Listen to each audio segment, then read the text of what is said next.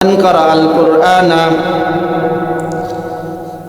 قرأ القرآن فاستظهره فأحل حلاله وحرم حرامه أدخله الله الجنة وشفعه في 10 من أهل بيته كلهم قد وجبت له النار রসুল বলছেন যে একজন হাফেজ 10 জন মানুষকে সুপারিশ করে জান্নাতে নিয়ে যাবে। সুবহানাল্লাহ বলেন। একজন হাফেজা 10 জন মানুষকে সুপারিশ করে জান্নাতে নিয়ে যাবে। এই জন্য ওই সমস্ত মা বাবারা কত ভাগ্যবান যাদের সন্তান, যাদের মেয়েগুলা আলেমা হইতেছে, হাফেজা হইতেছে। আর একজন মেয়ে যদি বদ্দিন হয়, দায়িস হয়, বেপরদায় চলে, আল্লাহর হুকুম না মানে আল্লাহর নাফরমানি করে, ওই একজন মেয়ে কমপক্ষে 4 জন পুরুষকে জাহান্নামে নিয়ে যাবে।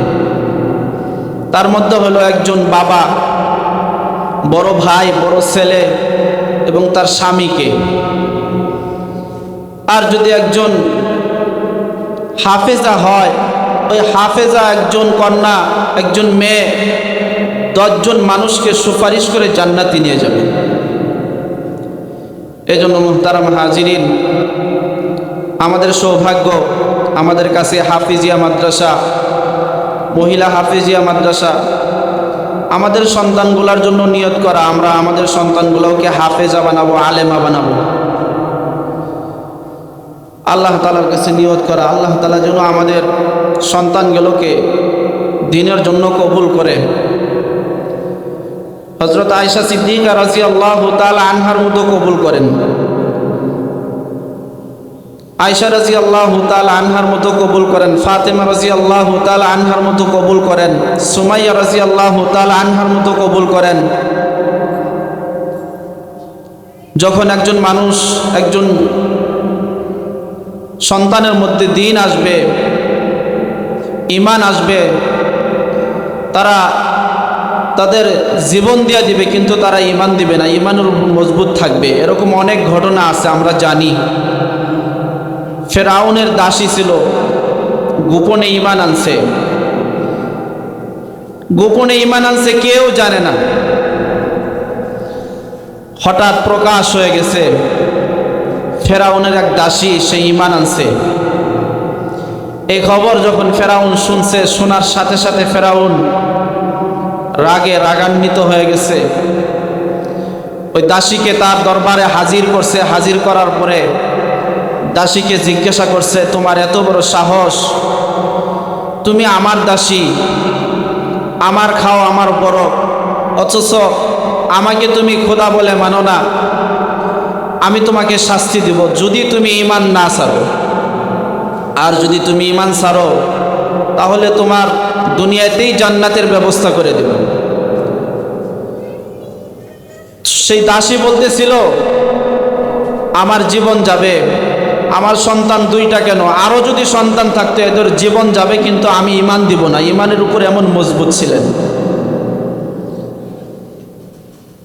তো তার সামনেই ডেগের মধ্যে তেল গরম করা হইতেছে, আর বলতেছে, দেখো তুমি যদি ঈমান না ছাড়ো তোমার সন্তানগুলাকে এই ডেগের মধ্যে, তেলের মধ্যে ছেড়ে শহীদ করা হবে, মারা হবে। তেলকে গরম করতেছে, তেল টকবক টকবক করতেছে। ওই মার সামনে সন্তানকে নিয়ে তেলের মধ্যে ছাড়া হয়েছে, সাথে সাথে সে শহীদ হয়ে গেছে। তার কুলে ছোট্ট বাচ্চা ছিল, দুধের বাচ্চা ছিল, তার কুল থেকে সেই বাচ্চাকেও নিয়ে নিচ্ছে। বলতেছে, দেখো ঈমান না ছাড়লে এই বাচ্চাকেও তোমার সামনে আমি মেরে ফেলবো। মুখ দিয়ে বলা সহজ, কান দিয়ে শোনা সহজ, কিন্তু নিজের কলিজার টুকরা সন্তানকে নিজের সামনে যদি হত্যা করা হয়, কোনো সন্তানের মা বাবা সহ্য করতে পারবে না। তো তার সামনে ছোট্ট বাচ্চাকে ছেড়ে দেওয়া হয়েছে। এরপরে সেই দাসীকেও ওই টকবকে তেলের মধ্যে ছাড়ার সাথে সাথে শাহাদত বরণ করছে। আল্লাহর নবী সাল্লাল্লাহু আলাইহি সাল্লাম যখন মেরাজে যাবেন, মেরাজের রাত্রিতে তিনি মেরাজে যাবেন, যাওয়ার আগ মুহূর্তে বাইতুল মুকাদ্দাসের পাশে হঠাৎ তিনি সুঘ্রাণ, জান্নাতি সুঘ্রাণ শুনতে পারছেন। এত সুন্দর জান্নাতি সুঘ্রাণ শোনার পরে জিব্রাইলকে জিজ্ঞাসা করছে, জিব্রাইল, এত সুন্দর জান্নাতি সুঘ্রাণ কোত্থেকে আসে? জিব্রাইল আলাইহিস সালাম বলতেছেন, এটা তেমন কোনো দামি মানুষের কবর না, এটা ওই যে ফেরাউনের যা দাসী ছিল, গোপনে ঈমান আনছে, তার ঈমান আল্লাহ তাআলার কাছে এত পছন্দনীয় হয়েছে, আল্লাহ তাআলা তার কবরটাকে জান্নাতের টুকরা বানায় দিছে, আর কবর থেকে এত সুন্দর জান্নাতের সুঘ্রাণ আসতেছে। সুবহানাল্লাহ। আমাদের সন্তানগুলোও যদি আমরা দ্বীনি মাদ্রাসায় পড়াই, কোরআন হাদিস পড়াই, তাদের মধ্যে দ্বীন আসবে, ঈমান আসবে, তারা ঈমান ছাড়বে না। এজন্য আল্লাহ তাআলা যেন আমাদের সকলকেই, আমাদের সন্তান যারা আছে, আমরা সন্তানগুলোকে আমরা মাদ্রাসায় পড়ানোর জন্য চেষ্টা করব, নিয়ত করব, দ্বীনি শিক্ষায় শিক্ষিত করব। আল্লাহ তাআলা যেন আমাদের তৌফিক দান করেন।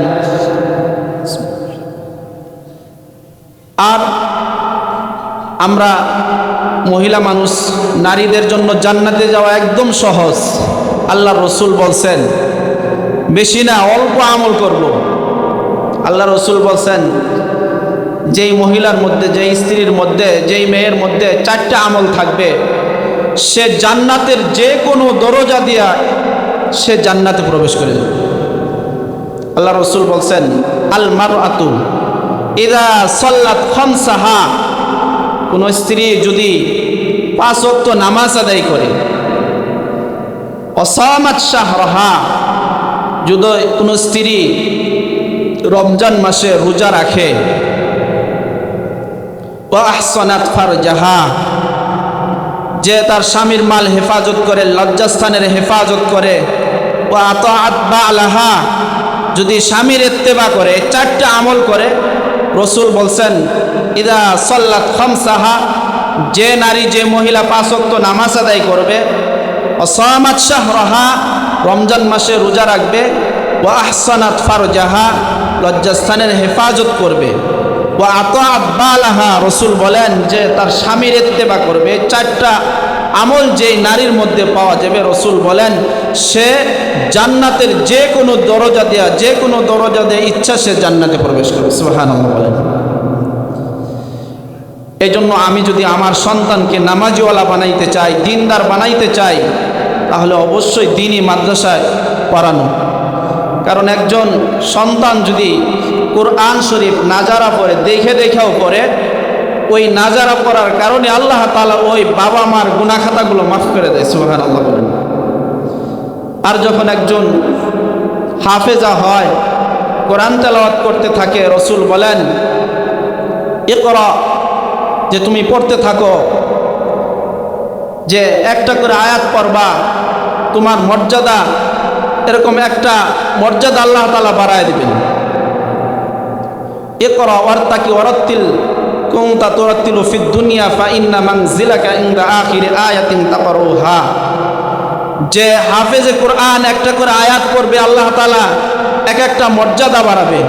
6666টা আয়াত পড়বে, আল্লাহ তাআলা 666 মর্যাদা আল্লাহ তাআলা তাকে বাড়ায় দেবেন। এই জন্য আমার মা বোন যারা আছেন, তো আমরা আলহামদুলিল্লাহ, এটা শুকরিয়া। কত মানুষের সন্তান আছে হাফেজা হইতে পারে না, আলেমা হইতে পারে না। সৌভাগ্যবান তারা যাদের সন্তানগুলো কন্যা সন্তান হওয়ার পরেও কোরআনের হাফেজ হয়েছে, আলেমা হয়েছে, সৌভাগ্যবান তারা। আমার আপনার সকলেরই মৃত্যু হবে, যে কোনো মুহূর্তেই মৃত্যু হবে। আমরা এখানে যারা আছি 100 বছর আজকে কেউ ছিলাম না, আর 100 বছর পরেও আমরা এখানে কেউ থাকবো না, কেউ আমরা থাকবো না। আমি যদি একটা নেককার সন্তান রেখে যেতে পারি, রসুল বলছেন যে মানুষ মারা যাওয়ার পরে সব আমলগুলা বন্ধ হয়ে যায়, আমলের দরজা বন্ধ হয়ে যায়। তবে এরকম 3টা দরজা আছে, খোলা থাকে। একটা হচ্ছে সদকায়ে জারিয়া, এটার আমল জারি থাকবে। আরেকটা সেটা হচ্ছে নেক সন্তান। আমি যদি একটা সন্তানকে আলেমা বানায় যাই, আমি একটা সন্তানকে হাফেজা বানায় যাই, আমার ওই আলেমা সন্তান, হাফেজা সন্তান যতদিন পর্যন্ত দুনিয়াতে নেক আমল করতে থাকবে, আল্লাহ তাআলা আমাকে এই আমলের বদলা আল্লাহ তাআলা আমার আমল নামায় দিতে থাকবে। সুবহানাল্লাহ বলেন। এক হাদিসের মধ্যে আসছে, যাক বুজুর্গ স্বপ্নে দেখতেছেন যে সে কবরবাসীর জন্য একটা খতম করে খতমে রুহানি করতেছেন। তো যখন একটা খতম করা হয় এই সওয়াব নেওয়ার জন্য ওই কবরবাসীরা সিরিয়াল ধরে লাইন ধরে আসতে থাকে সওয়াব নেওয়ার জন্য, কিন্তু একজন আছে সে জায়গায় বসে থাকে। তো এটা দেখার পরে অন্য আরেকদিন দেখতেছেন যে ওই কবরবাসী ওই মহিলাটা সে আর আজকে বসে নাই, সেও লাইন ধরছে সওয়াব নেওয়ার জন্য। তো তিনি তাকে জিজ্ঞাসা করছেন, স্বপ্নের মাধ্যমে জিজ্ঞাসা করছেন কি ব্যাপার। তো উনি বলছেন, দেখেন আমার একটা সন্তান হাফেজ ছিল, আজকে সে দুনিয়া থেকে চলে গেছে। চলে যাওয়ার পরে আমার আমল নামা বন্ধ হয়ে গেছে, এই জন্য আমি আসছি। এতদিন আমি ওদের আমল নেওয়ার আমার প্রয়োজন পড়ে নাই, আজকে আমার ওই হাফেজ সন্তান দুনিয়া থেকে চলে গেছে, এই জন্য আমিও তাদের সাথে লাইন ধরছি তাদের ওই সওয়াব নেওয়ার জন্য। তো মুহতারাম হাজিরিন, একজন সন্তান যদি হাফেজা হয়, একজন সন্তান যদি আলেমা হয়, ওই সন্তানের মা বাবা কত বড় সৌভাগ্যবান এটা বলে শেষ করা যাবে না। আল্লাহ তাআলা কিয়ামতের ময়দানে একজন হাফেজে কোরআনের মা বাবাকে একজন নূরের তাজ পরায় দিবে। মা বাবাকে দুইজনের দুই জোড়া নূরের তাজ পরায় দিবে তাদের সম্মানার্থে। এই জন্য আলহামদুলিল্লাহ সময় সংক্ষেপ, আমরা আমাদের সন্তানাদিগুলা যারা আছে আমরা দ্বীনি শিক্ষায় শিক্ষিত করব। আমরা কেউ দুনিয়াতে থাকবো না, আমার সন্তান যদি নেক আমল করে আমি ওই